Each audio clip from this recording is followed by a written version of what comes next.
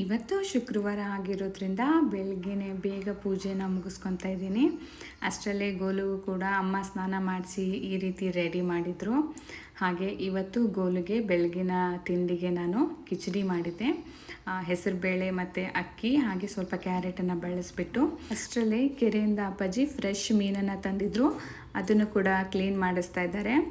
ನನ್ನ ಹಸ್ಬೆಂಡ್ ಕೂಡ ಬಂದುಬಿಟ್ಟು ಗೋಲು ಜೊತೆ ಟೈಮ್ ಪಾಸ್ ಮಾಡ್ತಾಯಿದ್ರು. ಸಂಜೆ ಆಗಿರೋದ್ರಿಂದ ಸ್ವಲ್ಪ ಟೀ ಮಾಡಿಕೊಂಡು ಹಾಗೆ ಸ್ವಲ್ಪ ಸ್ನ್ಯಾಕ್ಸ್ನ ಕೂಡ ಮಮ್ಮಿ ಪ್ರಿಪೇರ್ ಮಾಡಿದರು. ಅದನ್ನು ಪಕ್ಕದ ಮನೆ ಹುಡುಗರ ಜೊತೆ ಕೂತ್ಕೊಂಡು ನಾವೆಲ್ಲ ತಿಂತಾಯಿದ್ವಿ. ಅಷ್ಟರಲ್ಲಿ ಗೋಲು ಕೂಡ ಅವ್ರ ಪಪ್ಪ ಜೊತೆ ಫುಲ್ಲು ಮಸ್ತಿ ಮಾಡ್ತಾಯಿದ್ದಾನೆ. ಅವನಿಗಂತೂ ಫುಲ್ಲು ಖುಷಿ ಆಗಿಬಿಟ್ಟಿದೆ ಅವ್ರ ಪಪ್ಪ ಬಂದಿರೋದು. ಆಲ್ಮೋಸ್ಟ್ 1 ಮಂತ್ ಆಗಿತ್ತು.